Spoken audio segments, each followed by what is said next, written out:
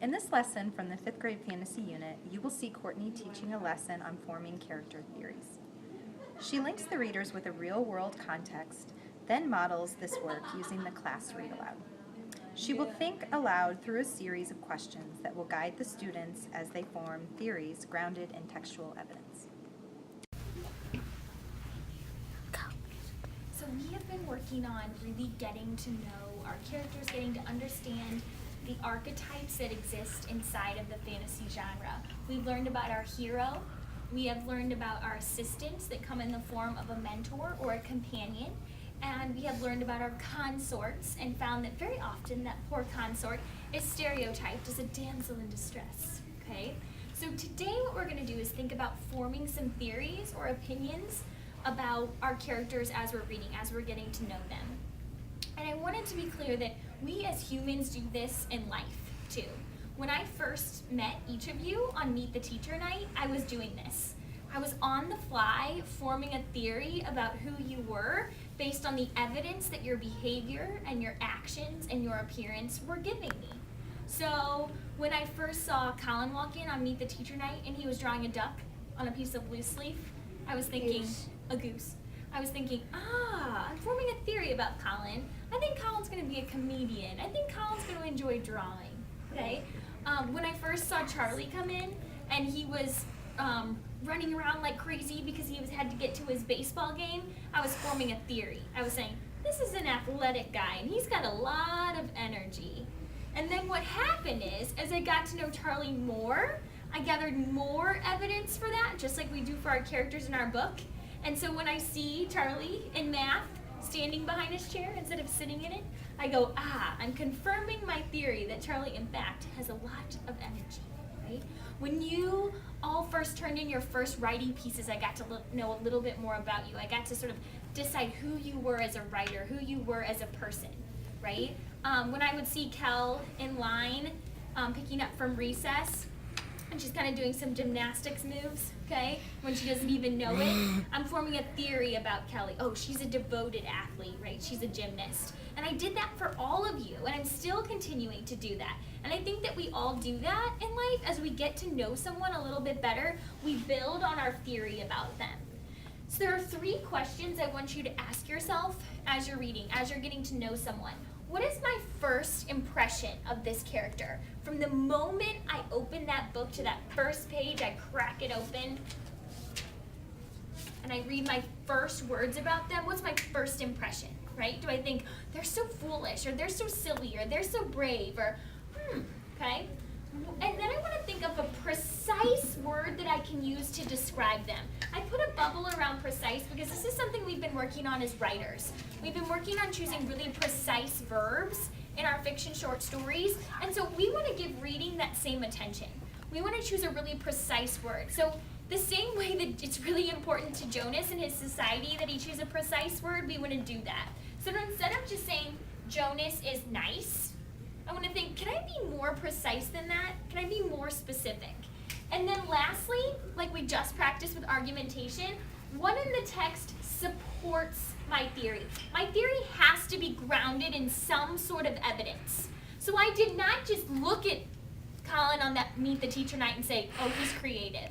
I took the evidence first. I said, this student is drawing a duck on a piece of paper on Meet the Teacher Night. Therefore, I think he is creative, or I think he is an artist, okay? So, I want to try this first with our character of Jonas, since we're really just getting to know him. And when I started thinking about my first impression of Jonas, this really precise word came to mind, and the word was obedient.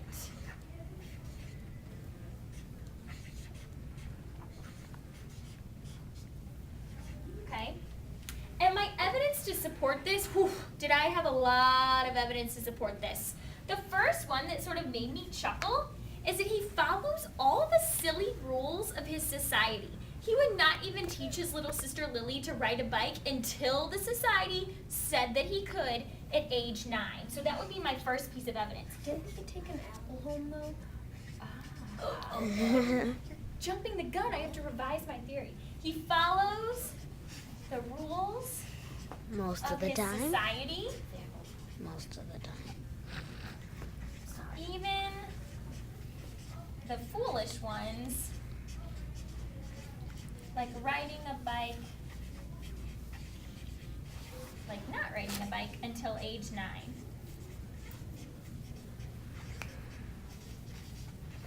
And I know it's not really a theory unless I have more than one piece of evidence to support it.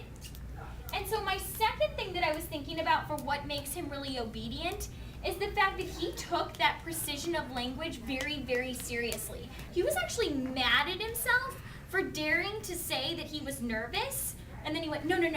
What I am is apprehensive, right? He wouldn't even use the wrong word in his society. So he was very careful about precision of language. And then the third piece of evidence that I was thinking of is when his father, the man he looks up to, said, I took a peek at what the baby's name was in the nurturing center, and Jonas's reaction was, how could you do that? Right? That's against the rules, Father. So he thought even taking a peek at a baby's name was appalling to do because you should be so obedient. So he was appalled by his father looking up Gabe's name.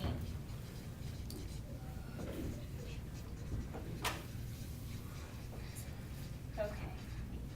So now that we have sort of looked at the steps to do this, let's pick a second character from The Giver and sort of practice this together. Charlie? Lily. Lily, this is a great choice. As I'm writing Lily's name in here, will you please be brainstorming and then give me a thumbs up when you have a really precise word for your first impression of Lily, when we first met Lily in the family dwelling of Jonas's family. I'm gonna sort of brainstorm here and see if we can then synthesize. Charles? Messy. Messy. Because her confused. Confused. She got angry at the kid. Angry. Kind of wondering. So she's curious? She's wondering about a lot? So ain't Lily is Jonas's sister. She doesn't follow the rules a lot because she left them right in the bite. So she might be the opposite of obedient. Active. Active.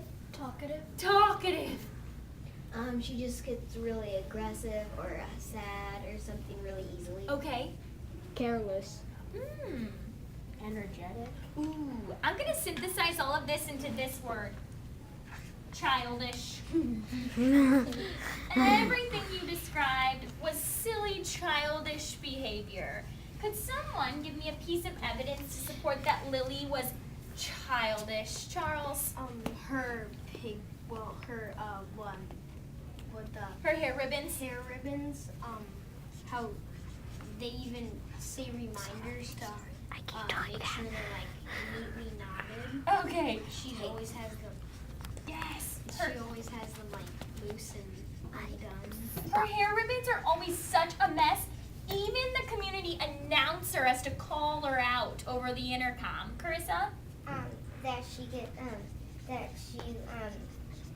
She was like when they were telling her that she wanted to be have a new like a brother. They wanted to keep the brother.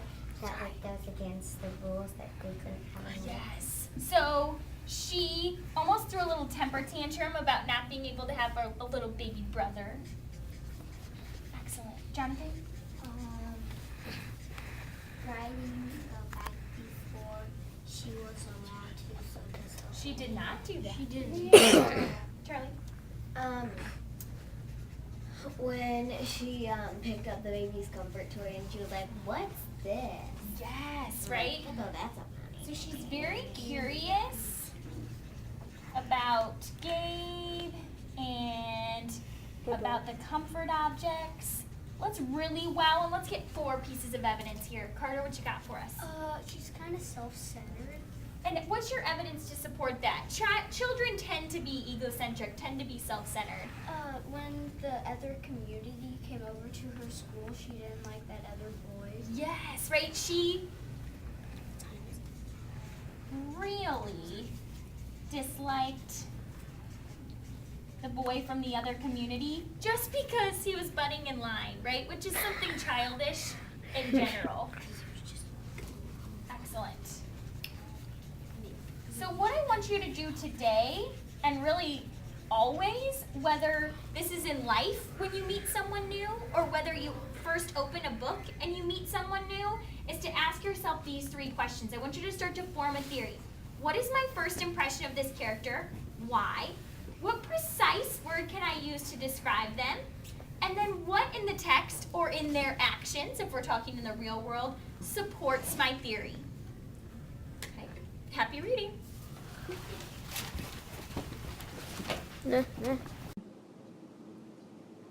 My focus for this lesson was on not sharing the stage during my teaching point, but keeping it really explicit and not asking for too much student input. After reflecting upon the lesson, I realized I used a few too many examples in the Connect, whereas this portion of the mini lesson should really only be about 3 minutes. Overall, I was pleased with the students' choice of evidence as they supported their theory, since that's been a goal for our class. I think that it would be helpful if I'd had the anchor chart prepared prior to the lesson, so I wasn't wasting some of the teaching time writing things down, but rather it was there, and then I could just point to my pieces of evidence and show the students how I use that evidence to form a theory about my character and the first impression that I had of them.